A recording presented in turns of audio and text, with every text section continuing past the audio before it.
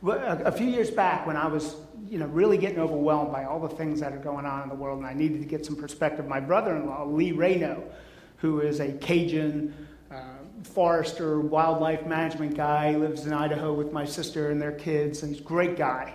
And he recommended I read Walden by Henry David Thoreau. I didn't know anything about Thoreau, but I did know he said simplicity, simplicity, simplicity. And that sounded pretty good to me, because I knew that was one thing that was missing from my life.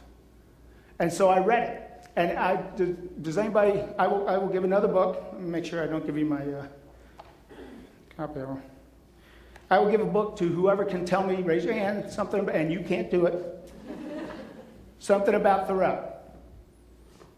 Yes. He lived on Walden Pond, where he wrote Walden. That's exactly right. I'm going to come by the speaker again, so I'm going offline.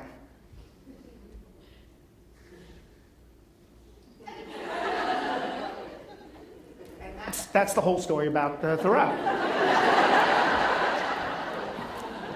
Thank you. Thoreau was born in 1817, and going offline. I'm not going to do that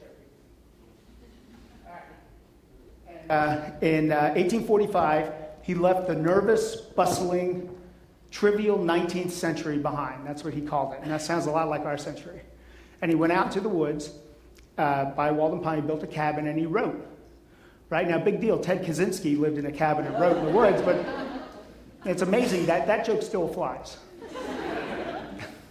But the thing about what Thoreau did was he looked at nature, and he watched the way it worked, and he watched the animals, and he thought about how people interacted. He still go into town, and how we interacted with nature.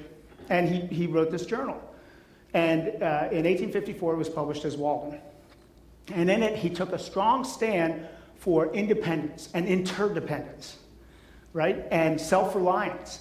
And he took a stand against the materialism and the social conformity that were as much a part of his world as they are a part of our world. And the thing that really hooked me on Thoreau, and I think you'll enjoy this, is what he said about high technology. High technology at the time, which was the railroad, right? That was the big thing. That was cutting edge. And what he wrote about in the book, he wrote about what it took to build it, to create it, conceive of it, get the whole thing set up, and then to keep up with the pace of life that it created. And here's what he said. I'm going to take a moment to put on my glasses, because I saw some of you had glasses on. I didn't want you to feel lonely.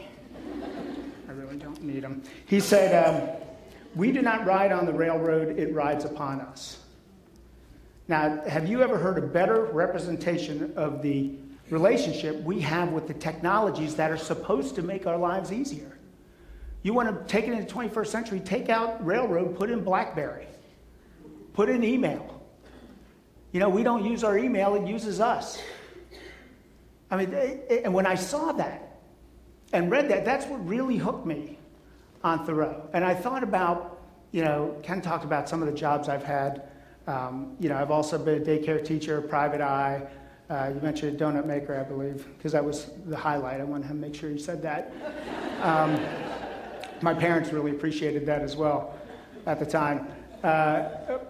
Just all these different jobs. And I realized, thinking about Thoreau, I realized that if I learned one thing, it was two things. And that was, first of all, I can't hold a job. But second of all, maybe some of the best advice for living in the 21st century comes from this guy who lived in the 19th century.